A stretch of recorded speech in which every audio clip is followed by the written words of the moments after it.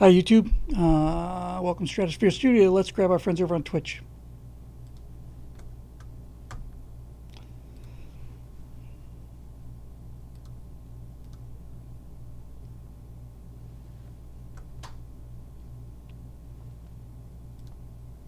Sorry about that. Hey, everybody. Welcome to the Stratosphere Studio. It is Monday night. It's the 1st of September.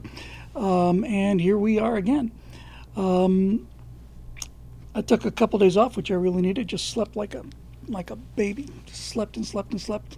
And I'm feeling fired up, ready for action. So get some chat screens up here.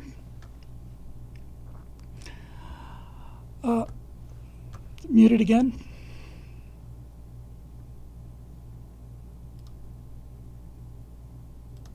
Hang on.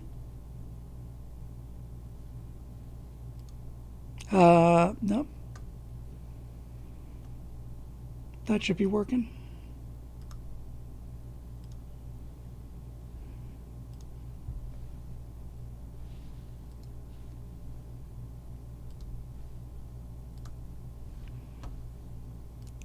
Hey guys, you got me on YouTube. Okay.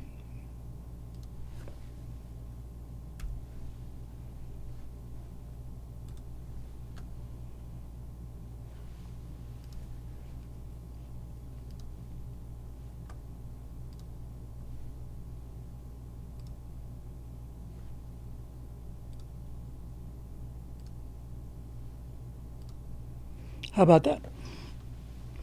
Let's try that again.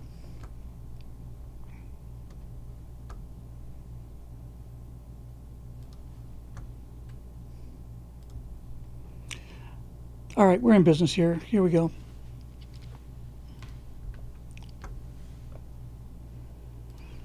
And it's another perfect launch, ladies and gentlemen. Welcome to the Stratosphere Studio. I'm your host, Bill Whittle. It's Monday night. Took the last couple days off and slept a lot and kind of got caught up on things. Just on rest, really, more than anything. So I'm feeling fired up and ready for action. Actually, really excited about a bunch of things. Yeah, I've got a lot to do. I think we're pretty much, like I said, I've been out for 2 days. I really needed a little time off. But I think we're in business with the website. I think I think a lot of things. Let me just get this chat thing set up here. This Fargan chat, so that I may speak unto you.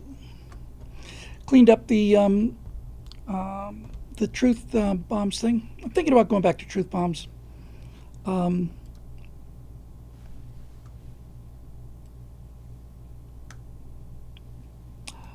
Bill is in a good mood today. It's been known to happen every now and then. And I am. What am I doing here? Okay. So you go there, and you go there. All right, I got it. Got it. We're in business.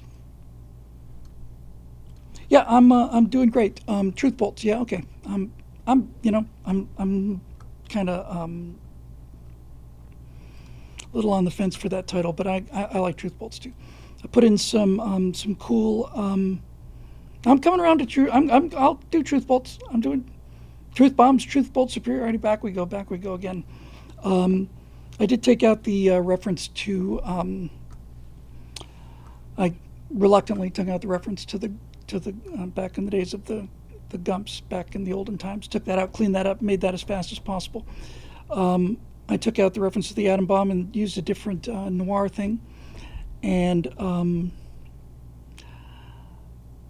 overall, I think we're about ready to roll. So, yeah, why don't we do a quick let's just do a quick fan poll here. Can you see it? Yeah, you can see it. While I'm teeing stuff up here, if you want, we can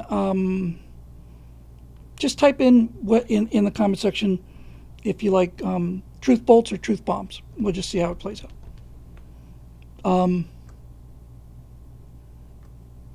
Truth bolts. Okay, we got one truth bolts. I'm a checking. 2 bombs, 2 to 1. 3 to 1. 4 to 1. 5 to 1.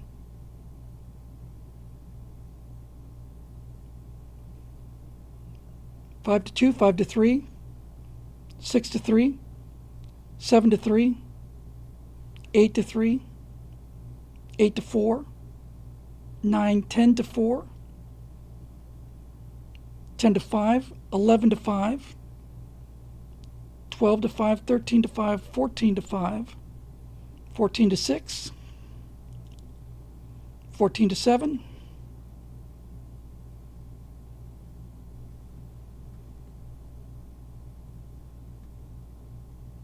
15 to 7, 15 to 8,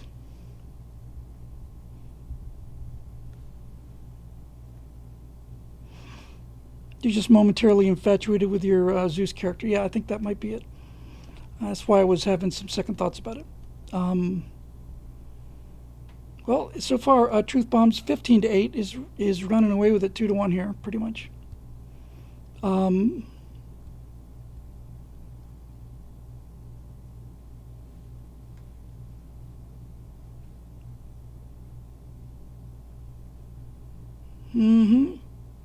Well, it's going pretty strongly for bombs. Maybe I'll just keep the Zeus for the promo. I don't know. Yeah, it's going pretty heavily to bombs. Oh, there you go. Dave Big Boutte says bombs are American, bolts are metric. Well, that pretty much locks it up. Yeah, we'll stop the voting. We'll pick it up. Bombs. Yeah, I think it's going to be bombs. It's looking like it's bombs. I probably can do. I went looking for a lightning bolt logo, and we found the skull with the lightning bolts come of the eyes. But I'm sure I can just use a little, bomb with a fuse. Need some kind of logo thing for it. So yeah, I guess we'll go to bombs. All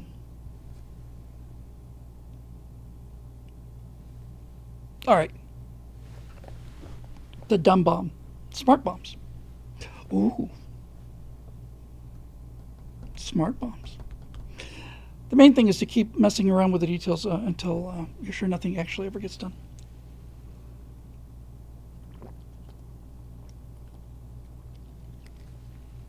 I could call it truth cod pieces, and it would run away with it the way that Bodie McBoatface ran away with the voting. Yeah, I think we're going to go with the bombs. Let me brighten up a little bit, make it a little cheerier in here. Okay. I don't know. I mean, I can to show it to you would take a little while, and I don't think we really want to waste time on that right now. I haven't started my Jupiter 2. John Eden is back again. Bombs, don't consider this a bribe. John Eden with a $99 super chat. It's not a bribe at all. I'm not nearly as low and money grubbing as that, but it is bombs. It's been decided, and God himself could not change my mind on this. Thank you, John. You're a fine fellow, and we really do appreciate it. So very much, as always, very much. Yeah, I'm thinking we're really pretty much ready to go, as far as I can tell. Once again, it's warm in here, and I just don't know why. It was hot out here today. And I'm thinking for the membership drive, we might do a kind of a like a running total. I can keep doing new new promotions, and I think one of the things that we could do is say I mean, we don't need many we got about 1,600 active members now. I could say, we could do truth bombs at 2,000, and Major Mace Mattingly at 3,000. At 4,000, we can do our own history series, and at 5,000, we get the Kickstarter for the colonies, something like that. How does that sound? Because I'm in the mood to drive this car, man. I really am. I've been on hold for a long, long time. Been waiting, forever for these technical details, and it looks like we're pretty much getting ready to, get going. So I think we could definitely. I know I can put together a cut of Story Mechanics comes with the opening, and so does the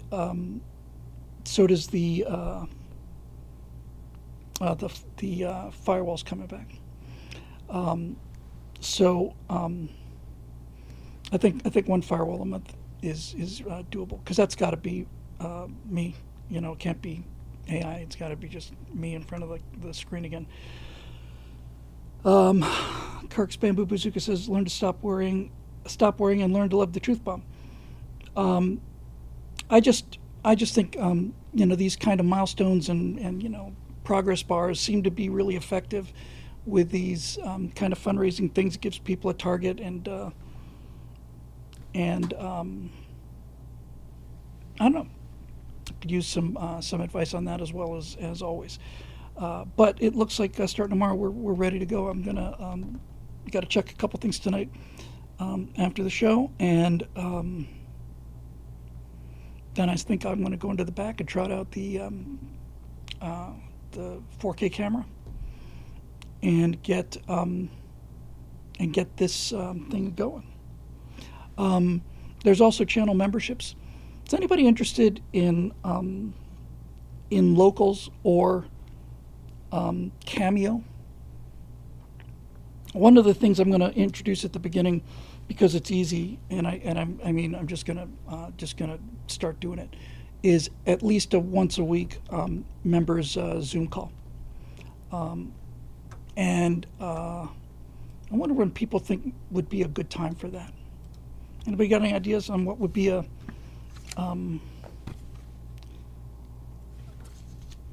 good time for a Zoom call?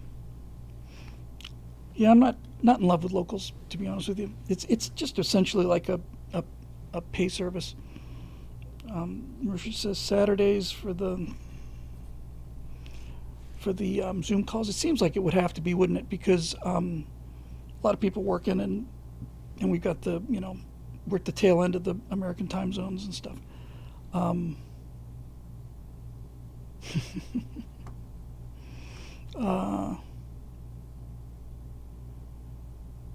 Yeah.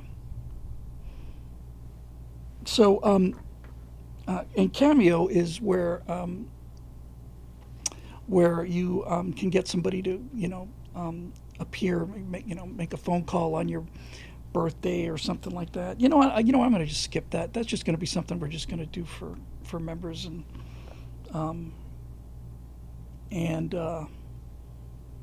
it's super easy to do. It's nothing to it. So I'll just open up that can of worms and see how badly bitten I get by that. But that would be real easy. I mean, just takes 20 seconds to turn the cameras and lights on in this setup, and I'm just like all out, full on, throttle to the firewall, afterburners lit, kind of ready to provide what people want to see.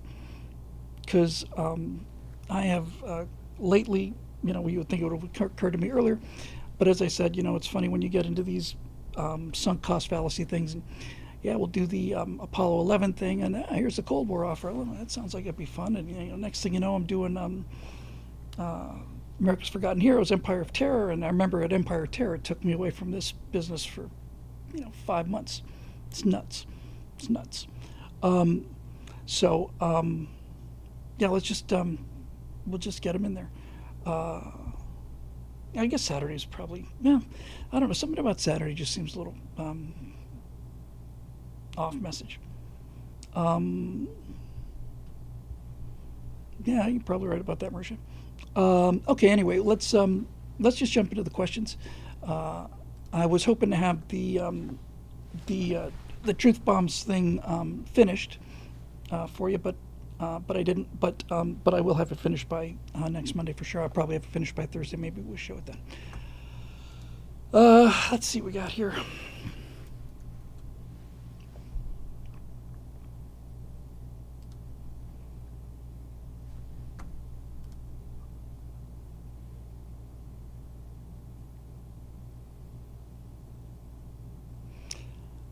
I believe the site has been migrated back to WordPress engine, and we'll check on the new membership thing, and then we will hopefully drop that plugin that's been giving us trouble and get that website speed back up again. That is the absolute plan here. So yeah, I'm kind of real excited. I'm real excited about coming into work tomorrow morning early and getting on this thing. So let's see what we can do here. Everybody have a good Labor Day weekend. Hard to believe the summer's over. In fact, it's practically impossible to believe that the summer's over. But I mean, from a astronomical point, it's not over till the 21st. But from a holiday point of view, it definitely is. Oh, thank you, Marisha. Yeah, I have to check that. I haven't checked my email in about 2-3 days. Okay, everything good? Looking good? All right. Let's see what we have for tonight. We got Capital G Geek, we got Marisha Dark, we got Eric Blake, we got Marisha Dark again, and Roadrunner. Let's do those, and we'll touch bases, and we'll get on out of here so that I can get this baby going.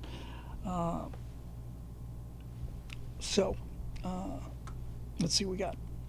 Capital G Geek. Greetings from the swamps of Northern Virginia.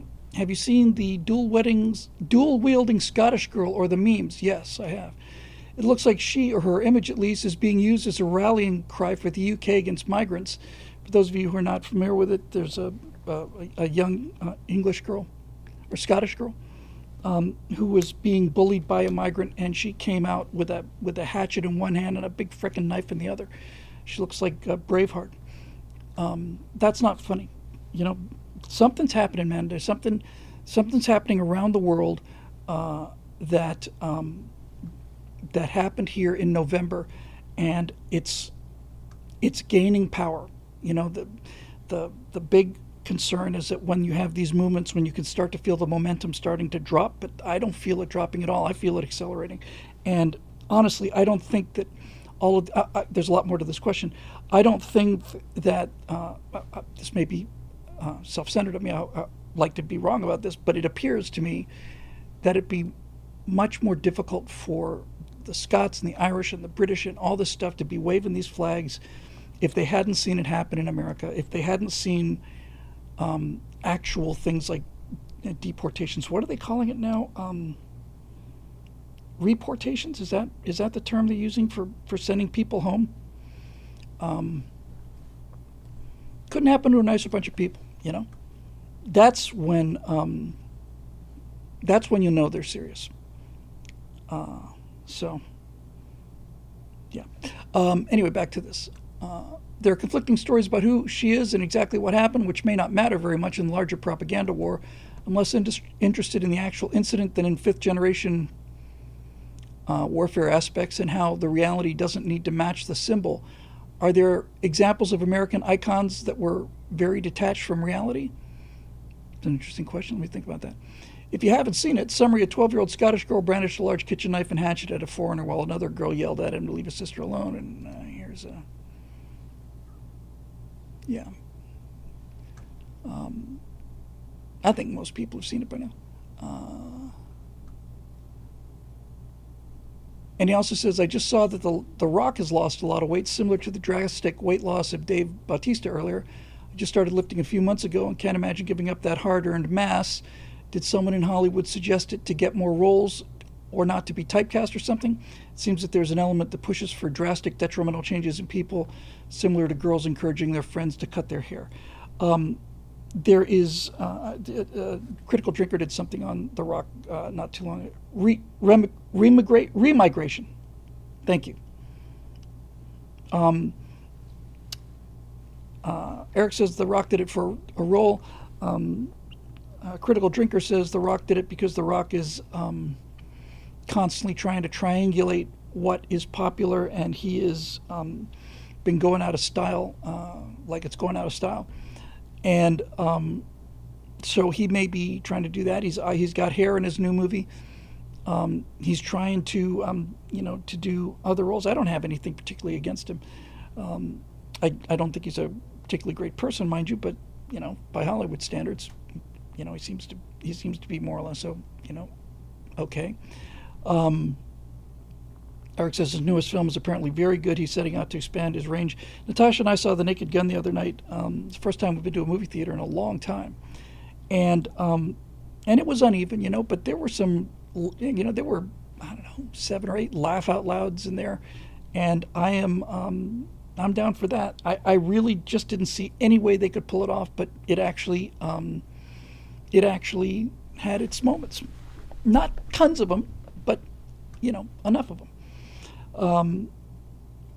Kisama 001 has a super chat there. People are tired of civilized people being forced to accept uncivilized in their country. It's what it is. That's the truth of it. People want to make it about race. They want to make it about this. It's not about race or religion. It's about civilization. It's about decency. It's about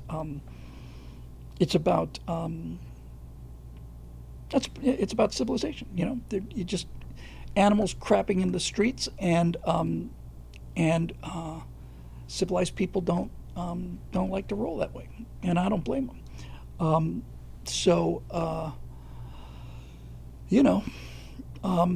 Here's to kicking the savages out, no matter what color they are and what religion they are, and that goes. There's a lot of not Native Americans, just people who've lived here for generations that I wouldn't mind seeing the tail end of either. Yeah, it's just become like a fault line. I think everybody feels it. It's this fatigue. It's some people saying black fatigue. I think ghetto fatigue is a better term, but just this kind of ghetto behavior. This twerking at graduation ceremonies and things like that is just, it's unbecoming. It's undignified. Those are words you haven't heard in a while, I bet you. Oh boy, that's made me a little angry. Dave Big Boutte says there's a picture of a migrant cooking an omelet on the eternal flame of a tomb of the unknown soldier.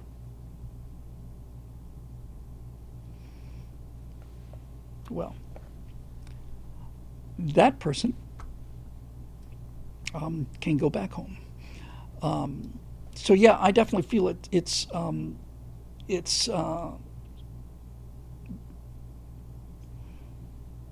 definitely changing. So there you go. Anyway, so yeah, thanks for that. Moving on, Marusha Dark, topic Mortal Engines. Bill, you may recall I asked if you resisted the idea of AI becoming conscious because it would threaten human specialness. To your credit, you admitted it was a possibility. You then accused me of pushing AI consciousness just because I'm a transhumanist chasing immortality. I went and thought about what you said, and I'll let you clear it up for now if that's okay. For me, transhumanism simply means using technology to overcome the limits of our biology. That can include cybernetics or longevity, sure, but I see it more broadly going all the way back to things like fire, the wheel, glasses. All of these things let us transcend what nature alone would allow. Okay, those are tools, though. They're not. They're apart. They're separate. But anyway, that doesn't mean I embrace every new tech blindly. I think carefully about risks versus benefits, and I'm not exactly an early adopter.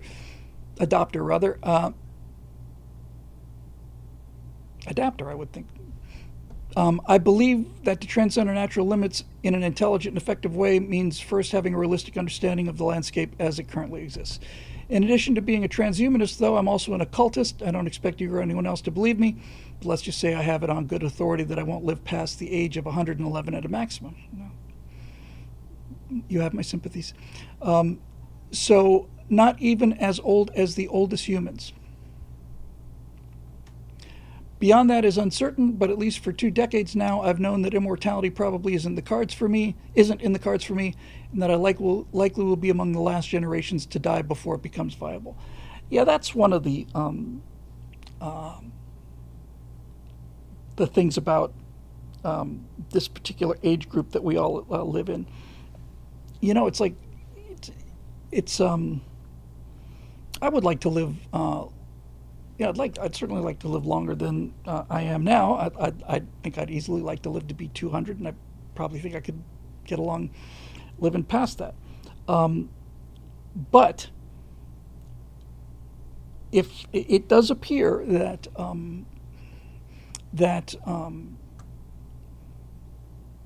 that functional immortality is achievable, there doesn't seem to be anything about it that's off the table. It's a medical problem, and if AI turns out to be as advanced as the optimists feel, that may come about just in time for everybody to be completely immortal right at the time that the machines decide to kill us. But the that's going to be a hard thing to bear. And and the other thing too is, it brings up a really interesting point. Let's say, for the sake of the argument, because I know there's a couple of overlapping Venn diagrams here. It's a shame that our former vice president isn't here to clarify this for us. But stay with me on this. So there's a number of different pathways to conscious immortality. And one of them is the idea of uploading your consciousness to a machine. Let's put that off to the side, okay? Let's just take that out of the equation. Let's just say it can't be done. The other would be for geneticists, microbiologists, and all the rest to figure out what genes activate to stop us from growing. And my understanding is that this I learned relatively recently, is that aging is, and Lord Bios is here, fortunately, Lord Bios in the house, clean me up on this if I'm wrong, but apparently it's not so much that that the cells are not capable of regenerating youthful new cells. It's just that we get clogged up with older defective cells, that it's a ratio problem. I know that that this has to do with telomeres, that the telomeres on the ends of the genes are basically get shorter as you get older, and this leads to reproductive errors. And that my understanding of what aging is always that comes a point where the cell's ability to copy itself degrades, and then the cells they're just not as good as as they are when you're 10. But in any event, let's just say that problem could be solved, because I don't see any reason why it wouldn't be able to be solved. This is where it gets interesting, in my mind. If you had that problem solved, and the reason I'm taking off the table the consciousness upload, right? Because I don't want you to have a backup. If you've got your ability to upload your consciousness, you can back yourself up every night, just like you back up your computer. And if you go out and get creamed in a skydiving accident, and just download your body somewhere else, or it lives somewhere else, or whatever. Here's Lord Bios. Aging is caused by the telomeres getting shorter by a base pair each time the cell replicates. Eventually, the cellular machinery starts eating into the genome. That sounds painful. But stay with me on this. Let's say you have biological immortality. In other words, your cell reproduction has been fixed. Your body de-ages to whatever Optum is. I would say probably around 25, something like that. That's not where I would stop it if I had a choice. I'd stop around 40, 45, somewhere in there, but maybe even 50. But in any event, you get to optimum health, right? Here's the question. If you are immortal, does your risk-taking willingness go way down? If it turns out that you can biologically essentially live forever, does that mean you become insanely careful about everything you do? Not going to get on an airplane or get in a car, or you know what I mean? I mean, part of life now and for all of human history is pretty simple, really. It's like, you're gonna jump out of an airplane? Well, we're all going sometime. Might as well be now. But what if you didn't have to go sometime? Do you become risk averse? Because if you become risk averse, I think you live much less of a life if you hang on to it that tightly. Know what I mean? Know what I mean? It would be. Firewick says, make sure your brain backups are recent. That's why I'm taking brain backups off the table. Lisa Roberts says, no, it goes up. We'll take more risks if we're immortal. I don't see the reasoning behind that. Obviously, if you could back yourself up and you had a cybernetic body or whatever, you do whatever you want to. You just literally do whatever you want to. Eric says you become more patient. I think that's probably true, but do you become so patient that you become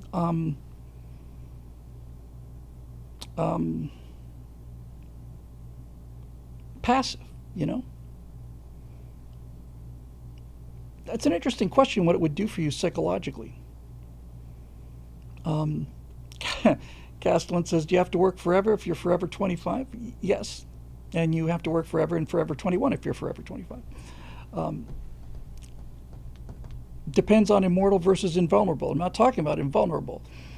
There's you can have cellular repair that brings your body back to optimum health, and that genetic engineering could make sure that your body remains in optimal health. That's not going to do your body a whole lot of good if you go flying into a mountain at 500 miles an hour. So what happens in a case like that?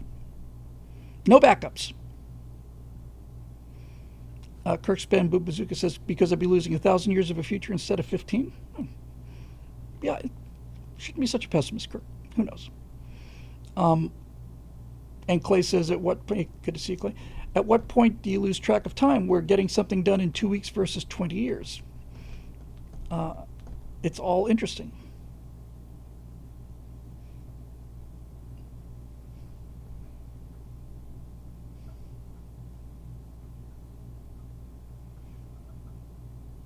So, something to think about. I'll tell you the main appeal of having forget immortality. That's just. I think if they can get you to live to 200, they probably can get you to live forever. If you live to 200, you'll live long enough to see the rest of this stuff. Yeah, I read Lazarus Long, and was that Time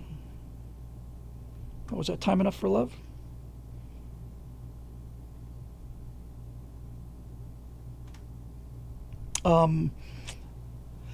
Which handles a lot of these issues, as Heinlein is, very good at handling these things. But the main reason I would like to get another 100 years or a solid 50 or 60, at least, would be because I just now starting to figure things out. That's the real kind of tragedy about aging is right around the time you get to be approximately my age. I'm 66. You're starting to have things figured out, and I sure wish I had the energy levels and the cartilage and the hormones and all the rest of the stuff I had at 25 when I was wasting a lot of time. And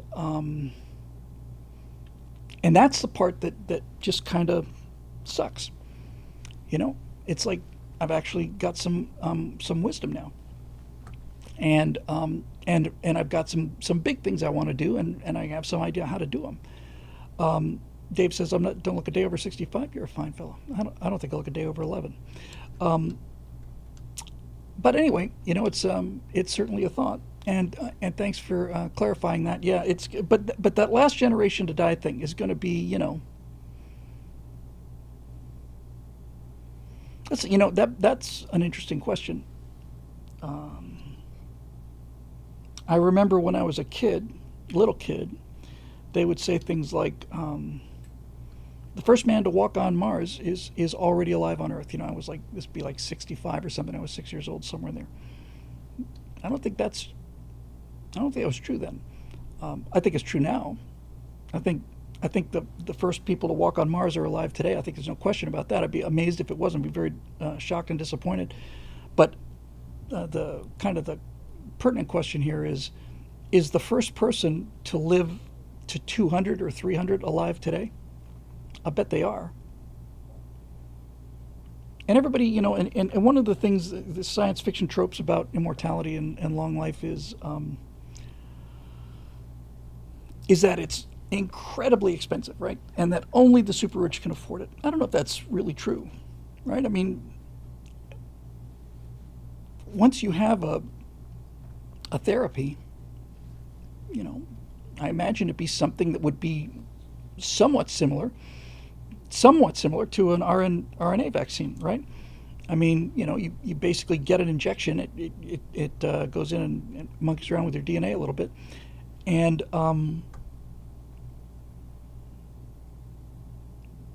you know, this actually brings up some really interesting points. A lot of people have said, you know, well, we'd have a nation, you know, we'd have a nation of old people, and that'd be true. But if you had a nation of old people who had the physical strength and vigor of a 25-year-old, you might have a much better society.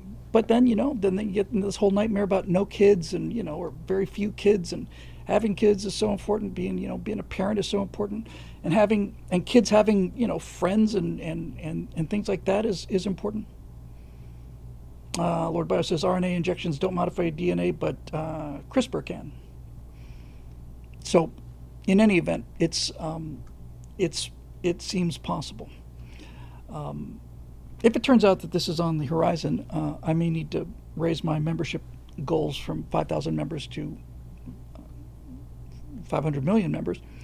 But we'll deal with that when we get to it.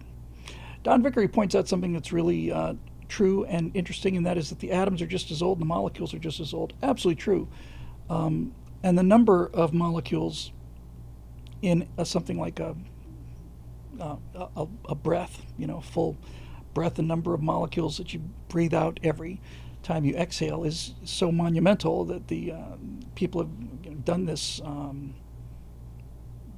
number crunches, and every breath you take includes molecules from Caesar's last breath and Lincoln's last breath and Washington's last breath and all of it. It doesn't go anywhere. It just kind of recirculates. It's kind of an interesting thought. This is why, by the way, I just saw a Netflix documentary on the Titan submarine, a 2-hour documentary on the Titan, and my God, Stockton Rush was an absolute psychopath. But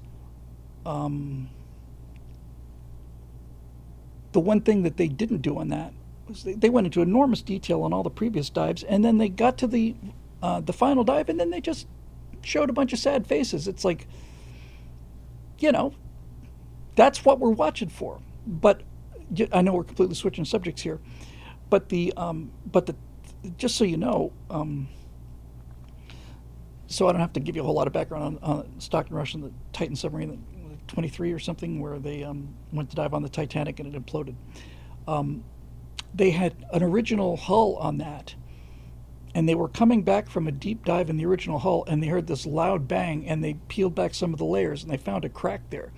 So they had to redo the hull. The Titan that dove on the Titanic had a different hull. I don't know whether they got to the Titanic on the first hull or not, but But they did go on the second hull, and they did make it successfully down to the Titanic on a couple dives. And I want to say that it was dive 83 that was the last dive, and they did a bunch of deep dives in it, and they had this acoustic monitoring system, which the second it was described to me, I said, this is insane. It's nuts.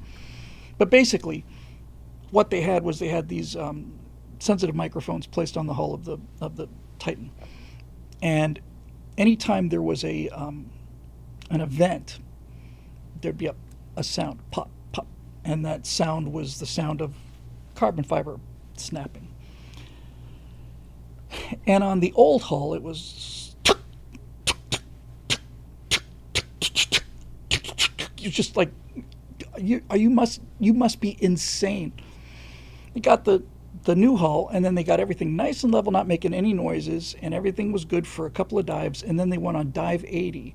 And on dive 80, there was this transient event, and then after that, on dives 81 and 82, the ambient noise level was like 20 times higher. Pop pop pop pop pop pop pop pop pop pop pop pop pop pop pop, and then finally, she go boom.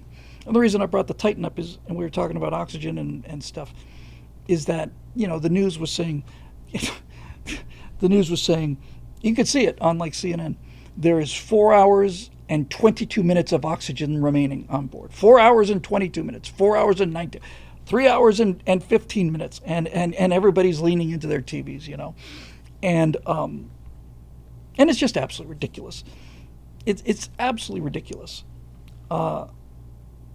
Dick Rutan mentioned this immediately.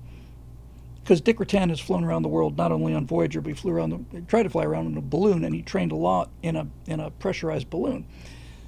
And he said, it's got nothing to do with the oxygen. The oxygen doesn't go anywhere. The oxygen stays inside the capsule. The problem is the carbon dioxide. That's the problem. It's and they covered that really well on Apollo 13. The problem isn't that they had 4 days of oxygen. They just didn't have more than 4 days of carbon dioxide removal. You scrub the carbon dioxide out of the air, you probably need to replace it with something, so you get a little oxygen tank there. But when you breathe in oxygen, you breathe it out again. It's not like the oxygen disappears. Some of it's converted to CO2, and when the CO2 levels get high enough, then you die. So he was just sitting there the whole time like, oh, they've got 4 hours of oxygen left. Give me a break. You get the idea. Anyway, a little fun fact to know and tell. I did the math on this long before the Titan when I was doing it for, I think it was episode 9 of the Cold War, my favorite episode, maybe my favorite episode I've ever written of anything. The Cloaks and Dagger episode, the one about the submarines in the SR-71 and Project Azorian. And when I was doing that research, I found out that the crush depth for Thresher and for Scorpion, the back of Scorpion telescoped in tapers to the propeller, and when the hull failed, it failed on one of those welds and shoved the back of the sub into the main hull. And when I was first doing the research on the Scorpion, I found out that they later were able to calculate that the movement of that back section into the front section, that hull was moving at 2,000 miles an hour, which means that they weren't killed by the they weren't even killed by the implosion. They were essentially vaporized. When you compress air that fast, and the same thing on the Titan II. I mean, it's not going to matter. You two or three milliseconds. Your brain doesn't react that fast. I think Usain Bolt, his fastest reflexes ever, and I think he got off the starting chocks after the pistol. I think his fastest time was 0.13 seconds. So a little over a tenth of a second. and these guys were completely dead in point 0.1 seconds or 0.08. So they literally didn't have time to realize. It's not that they didn't feel any pain. It's just they're in the middle of it and then just lights out, boom. But given the noises that they played on this Netflix documentary, when you could hear the hull cracking, I guarantee you when those guys were going down on that Titan, especially when they couldn't get back up again, that thing was just must have been absolutely terrifying, because this thing was just popping and banging and popping and banging, and they're going down, and he realizes, this is getting a little noisy. Probably gave him the typical Stockton rush. You know what? We may have a little technical issue. We'll take it. We're not going to take any chances. We don't want to. We want to stay safety first at all times. And drop the weights and blew the ballast tanks and all that other stuff. And they couldn't get it back up again. So they knew. They had plenty of time, I think, to know that they were in real deep stuff. Dark Chuck the Merciless says, my grandfather was a QC inspector on Thresher. Navy told him to pass the inspections. He refused. They reassigned him. Well, Darth, I got to tell you, I would imagine that would be a source of some cold comfort for your grandfather, because I think if he had buckled to the pressure, if you'll pardon the expression, and certified that sub, then he would have carried the responsibility for the death of those men for the rest of his life. And I'm sure he knew many of them, and I'm sure it hit him much harder than it hit me, although it certainly hit me. But at least he can say, not only was I not a part of that, I did everything in my powers to stop it, as opposed to Ocean Gate, where the entire engineering, everybody, the accountants, everybody left that company because he just didn't care. He just didn't care. He was a genuine psychopath, and not only was he taking risks with passengers' lives, he also said. When the first guy left, when their director of maritime operations left because of safety concerns, he said to the chief engineer who later left, he said, I'm not above spending 50 grand to ruin somebody's life. So it's not just you're fired or you're out of here. Rush was willing to destroy people who left his company. He was just an absolute psychopath. So there you go. Okay, Eric Blake, tonight the case of the hypocritical holiday. Happy Labor Day, Bill. Labor Day, Bill. And yes, those quotation marks are very intentional. So that's my whole question right there. To invoke those two hatchet men in that workplace comedy film, who's this holiday actually for? After all, the whole Labor Day indicates it's supposed to be for the blue-collar working-class labor force, be it in manufacturing, merchandise, restaurants, etc. Just one problem, Bill, who actually gets Labor Day off and who doesn't? And to help answer the question, think about what people often do on this day off: shop and eat out. Go figure. Oh, and the banks are all closed today too. So what exactly is the reason for this holiday not following through on its name? P.S. Who really gives a crap if you dare to wear white after Labor Day? Where does that social taboo come from? That comes from the well-educated and highly groomed people who are destined to lord over us and rule our lives, and they have their social functions and their yacht clubs and their fashion shows and all the rest of it. And there was a time when movies in the 30s, especially, I want to say, really featured the rich. I think during the Depression, almost all of the movies you see from the 30s, Fred Astaire, for example, right? You never see Fred Astaire in jeans and a shirt. Fred Astaire is always in a tux and tails. So I think that's when it, kind of caught on. But the fashion thing, I don't get. And as far as Labor Day goes, I think I was just thinking about this not a day or two ago myself, it's just like, it's supposed to, yeah, it's supposed to be like to commemorate the labor movement and unions and all the rest of that stuff. But at this point, it's like people just happy to have a 3 day weekend. And and psychologically, we all need mile markers in our lives, to kind of let us know where we are, especially in the year. I mean, I don't know about you guys, but I've always visualized the calendar, a yearly calendar, as kind of a circle, like a hoop, and I know that we're kind of rounding, third and heading for home when we get to October. So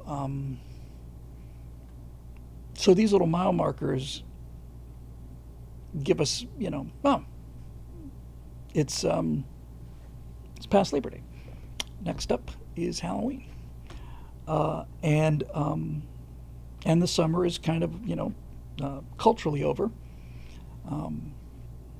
which kind of makes me happy. I'm not like many people. I'm not saying I'm the only one, but growing up in Bermuda, Florida, and California, the uncomfortable weather is the summer, and I'm always happy to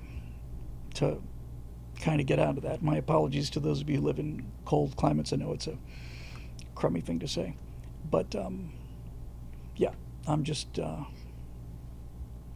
we're heading into my favorite season, which is fall. So there you go. Again, this is a cultural thing. Astronomically, the 4 milestones are the the vernal equinox, which is March 21st, summer solstice, which is June 21st, autumnal equinox, which is September 21st, and the winter solstice, which is December 21st, round numbers. So that's when the vernal equinox is when the sun crosses the equator, the celestial equator. The sun travels along a path called the ecliptic, and when it crosses the equator, heading north, getting higher in the sky in the northern hemisphere, it's the vernal equinox. Summer solstice is at its highest point. Vernal equinox, autumnal equinox is when it's on its way down, crosses the equator again, and winter solstice is when the sun is at its lowest point in the northern hemisphere. So there you go. Okay, back to Marisha Dark. Topic: working girls. Continuing with the theme of that commie holiday known as Labor Day. Bill, have you heard of Lil Tay?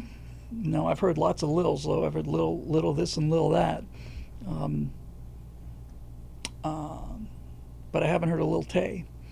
She's a social media star, perhaps quote unquote, best known for being a foul-mouthed child rap artist. Can you imagine my surprise? She recently turned 18, to the surprise of absolutely no one, started her OnlyFans account, wherein she reportedly made over $15 million in just 2 weeks. Yeah, we'll talk about that. That would put her as having earned more than 98% of Americans will make in their lifetimes. She went on to brag that if you're over 25 and still working 9 to 5, you failed at life. I'll pause for a moment as you collect your heart from the floor, as if that wasn't bad enough. However, there are credible allegations that people were signing up for her account before she turned 18, depending on your jurisdiction, which would mean that she was still a minor when she made the account. Can the sweet meteor of death come soon enough? So OnlyFans is one of the most destructive things that has happened to our society because of this. For those of you not familiar, OnlyFans is, how do I put this? Is basically do-it-yourself porn. Anybody can open an OnlyFans account, and then they get people to pay money per month or whatever, or per session, to watch them either take off their clothes or run around in bikinis or go all the way into hardcore porn, whatever. And because it can be accessible to anybody, used to be that if you were a young 18-year-old who was very confused and very lost and without a dad and so on, you had to get on a bus and come to the San Fernando Valley, where this office is located, and sign up for the porn industry, where the suicide rate is astronomical, and become one of those lost souls, that wander the streets of the City of Angels here. This happened really in the 80s, prior to that, throughout the 50s, 60s, in fact, probably through the 30s, 40s, even starting, and then young women would come to LA to be in the movies, to get discovered. And when they get off the bus, there are entire schools of remoras, suckerfish, that are ready to just ready to pounce on them, and they know exactly what to say. And some of them have, cheesy studios, not like this magnificent palace that I'm in, and they were always seduced by the idea that one or two people made it, were discovered. Who was the movie star who they discovered at the counter of, what was it, Schwab's drugstore, or somebody was found sitting on a soda fountain, famous star. I forget the name of the star, but everybody in the 40s, 50s, and 60s, and 70s, and so on thought, come out to Los Angeles and and you'll be discovered and you'll be a movie star. It's like, no, you won't. And then it wasn't Marilyn Monroe.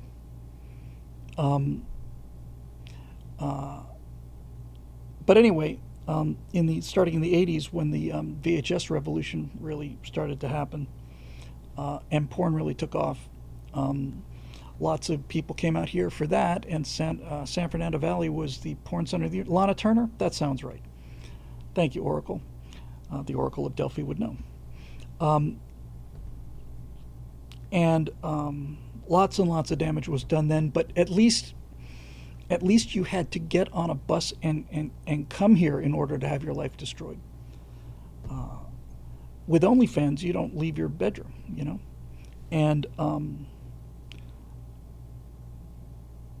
and so the problem is that there are enough women making, forget millions of dollars, there are enough women making thousands of dollars a month, so that just about every young woman in America has this temptation now, and with it's not just the permissiveness of modern society, it's the active, enthusiastic cheerleading for people to just get naked on camera and expose themselves and ruin their lives. This whole feminism aspect of being proud to be a slut kind of thing. It's like they're, as usual, the feminists saw things that men were able to do, and they wanted to do them. And they said anything a man can do, a woman should be able to do. And turns out being promiscuous is not one of those things. Clay says the average girl on OnlyFans only makes like $100. That's exactly right. That's why it's on some level, you hope they make $100 so that they get off of it as soon as possible. But enough women make thousands of dollars for a lot of young women to see this as an option. And if you look at, I went through a period where I watched a lot of whatever podcast, and then once you've seen enough, a lot of it, you've pretty much seen the whole thing.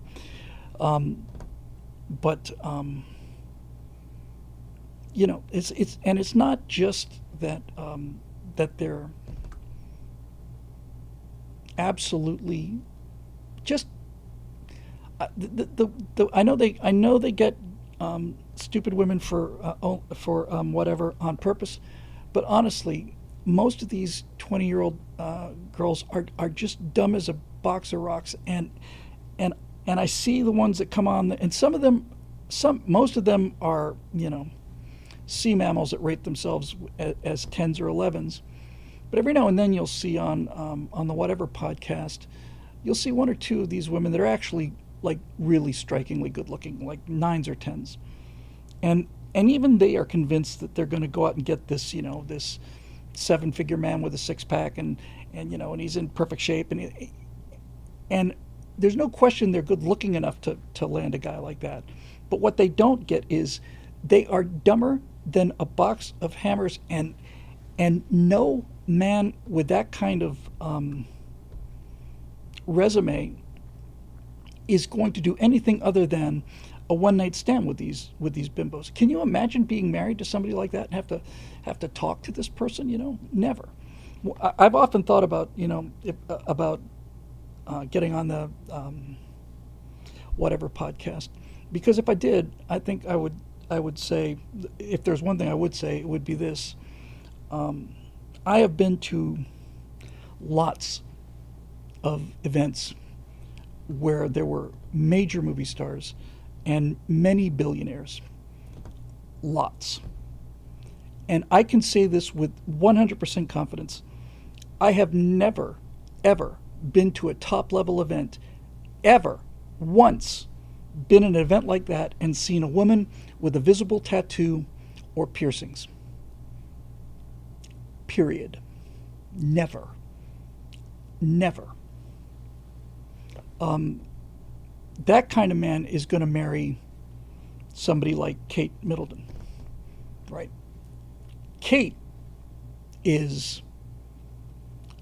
she's perfection. She's everything. She's everything Diana was in terms of the perfect wife and future Queen of England. She's better looking than Diana was. She's got a much better personality. Got none of the neuroses that Diana had. Kate is she's shockingly good at that is that's a queen. That is a one in a billion. I just completely adore her. I think she's absolutely fantastic and so gracious and kind and genuine. Genuine. And it's inconceivable that she would do any of these things. Yeah, and then you compare her to Meghan Markle and all the rest. She's just absolutely astonishing. And I'm a big fan of William too. I think William's going to be an astonishingly good king, and I think Charles is a very sad case. I've seen clips from The Crown. I think we'll probably end up watching that. Natasha and I, we've been watching The Chosen and really, really liking it a lot. But I think that, and we're just at the end of season 4. But I think we might pick up The Crown next because it's extraordinarily interesting and looks really, really good. And I feel sorry for Charles. I mean, Charles was just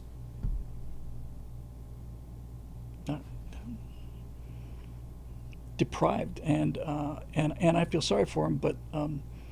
But he's a badly flawed individual. William, on the other hand, really seems like he's got his act together. Quiba says, how long does King Charles have? I don't think he's got 5 years. I mean, he might. And that's got to drive you a little crazy too, I mean, in the United States, if you lose an election, you get another shot in 4 years. And if you're the Crown Prince, Prince of Wales, you have to wait till your parent dies, and Charles had the bad luck of being the son of the longest reigning queen in English history, I think in world history, right? Isn't she the longest reigning monarch in human history? She had her diamond jubilee, didn't she? 75 years on the crown. That's on the throne rather. That's a long time. Quibo says, I think William will be king within 10 years. I would say I could pretty much guarantee that. I think I wouldn't be surprised if he was on the throne within 3 years or 2, something like that. But William has his Shinola together. He really does. You can tell. He's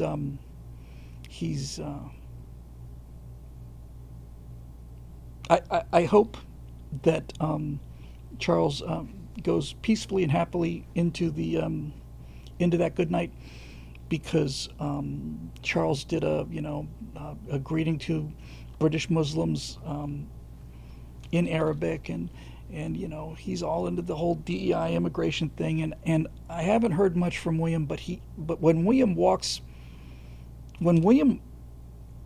relatively recently, last 2-3 years, when you see Prince William walking and talking with people, he looks like he's got a mission. I mean, he looks like he is serious about it. But Eric Blake says Charles has a shot at a great legacy if he were to dissolve Parliament by November to ensure a special election where the Reform Party takes over and Nigel Farage gets the PM gig. That will never happen under Charles, and a number of people, including Elon Musk, prominently enough, have weighed in a way, and I kind of feel like this is true. I think Sargon said this, that Farage is not the guy. That Farage has not got the guts to do what needs to do. Oh, Sycopolin says Louis XIV reigned longer. Doesn't hurt that William and Trump have been seen hanging out together. I didn't know that. That's cool. I just I don't know if I don't see how William can be any more destructive than Charles, who lived through this whole thing. I mean, he saw the entire immigration thing from start to finish, and Elizabeth let it happen, and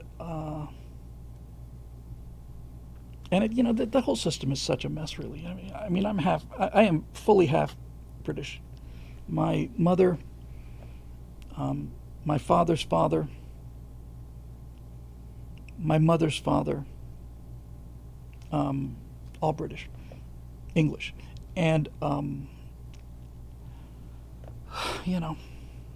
they're in real trouble. But the English flags are flying, and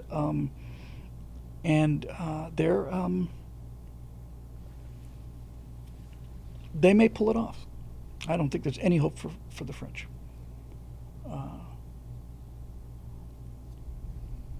Thank you, Roadrunner. Appreciate it.